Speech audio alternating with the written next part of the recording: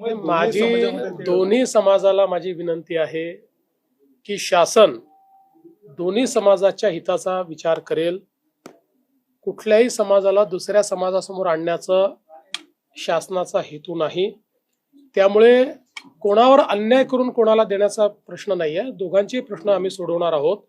त्यामुळे ओबीसी समाजानेही हे लक्षात ठेवावं की कुठेही त्यांच्यावर अन्याय आम्ही होऊ देणार नाही. आणि मराठा समाजाने हे लक्षात घ्यावं की आम्हीच सोडवलेत सगळे प्रश्न, दुसरे कोणी सोडवले सांगावं कोणी सोडवलेले आहेत. मराठा समाजाचे प्रश्न आमच्या सरकारशिवाय म्हणजे मी मुख्यमंत्री असताना, शिंदेजी मुख्यमंत्री असताना तेव्हाच सुटल्यात. बाकी कधी सुटले प्रश्न आणि आम्हीच सोडवणार आहोत. ही आंदोलनं शमलेली आहेत. महाराष्ट्रातच मराठा आंदोलन नेमकं का उद्भवलं? मुळामध्ये ही जी सगळी आंदोलनं होती त्या लोकांना हे लक्षात आलं की ईडब्ल्यूएस आल्यानंतर त्यांचा प्रश्न बऱ्यापैकी त्या ठिकाणी सुटलेला आहे. आपल्याकडे कदाचित ती ईडब्ल्यूएस ची मानसिकता तयार झाली नाही आणि त्याच्यामुळे काही प्रश्न कॉम्प्लिकेटेड आहेत. पण आता आपण तोही प्रश्न सोडवलेला, आपण आरक्षण दिलेलंच आहे आणि कोर्टात अजूनही ते टिकलेलं आहे.